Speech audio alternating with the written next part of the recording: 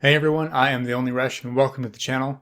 So Destruction AllStars just came out a couple days ago, and after spending a few hours checking out each of the game modes, mainly the main mode Mayhem, I'm actually having a lot of fun with this game, and despite plenty of low scores from critics and some other players. I'm going to show you some gameplay and give you the main idea of the game, as well as what I think of it in more detail so far. But if you just want to see some gameplay without me talking about it, the second half of this video is just straight gameplay in the Mayhem mode, with no words from me, so you can skip to there if you want. And basically what Destruction AllStars is, it's like a demolition derby, but with crazy abilities and unique characters. You've got 4 multiplayer modes: Mayhem, where everyone just causes as much damage as they can to each other in a free-for-all, and whoever has the most points at the end from hitting other players, successful takeovers, and wrecking other cars is the winner. We've also got Gridfall, which is pretty much just a last player standing mode where the floor starts to fall in sections and everyone has a limited number of lives. Last player alive wins. You can gain more lives by knocking out other players. And the first team mode is Tornado, where each team member needs to collect gears by damaging and wrecking vehicles, and then you have to deposit those gears into the tornado in the middle of the map to get points for your team. Wrecking an enemy player gets you their gears. And lastly is Stockpile, which is another team mode, and there are 3 banks in the arena, and you need to deposit gears into them to take control of those banks for your team. The team that controls all 3 banks, or the team with the majority of the banks when the timer runs out, is the winner. You get gears by wrecking opponents, but you have to pick up the gears on foot. Mayhem is the mode I've had the most fun in so far, and Gridfall I'll play if I want a quick match because they usually don't last very long. And I haven't played a lot of the team modes because I'm not really into them that much. One thing that has been really entertaining so far about this game is the game chat.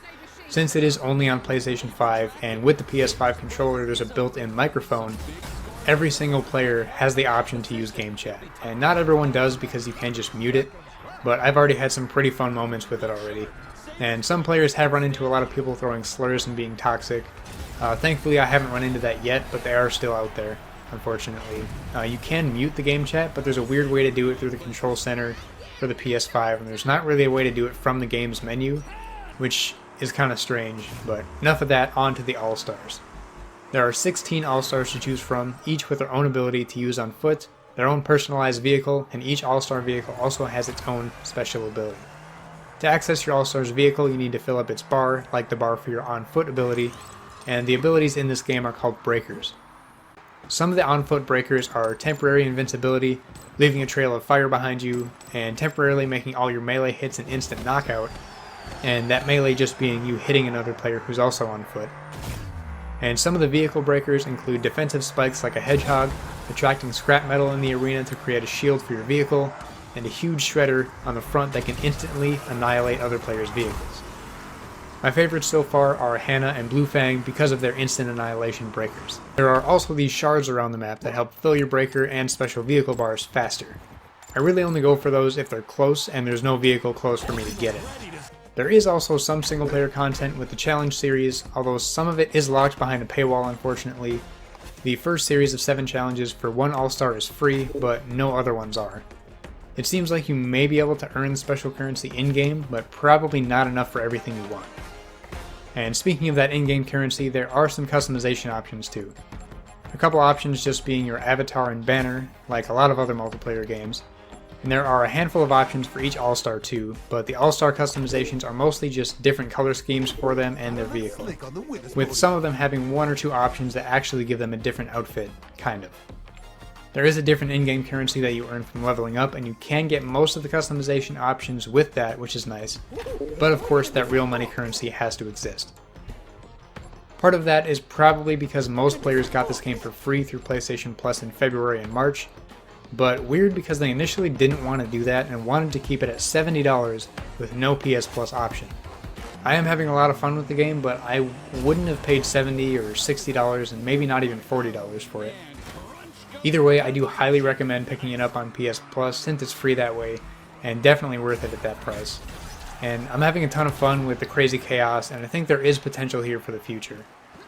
It's the first game in a long time that I've played where as those crazy close call moments happen, I'm leaning left and right in my seat like that's actually going to do anything like we do in racing games sometimes. So that's kind of a good indicator as to me actually having fun with this game. And I can see how it could get old and boring after a couple weeks or a month or something like that. But with the challenges and some limited time modes coming in the future, as well as hopefully new maps and All-Stars, there is potential to keep things interesting going forward. That's about all I got for now on Destruction All-Stars. The rest of the video is going to be a Mayhem match I played yesterday where I was so close to winning, but someone beat me in points in like the last few seconds of the match or whatever it was. So it was actually a pretty good match.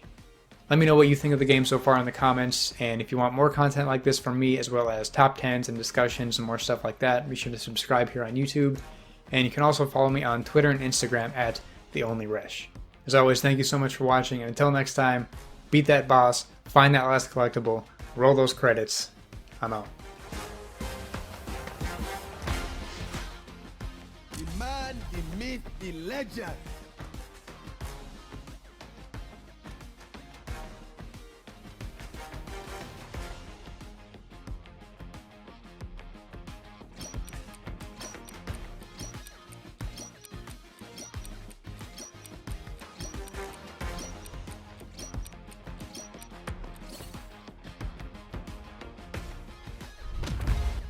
Live and direct from the UK's capital, here in Wether.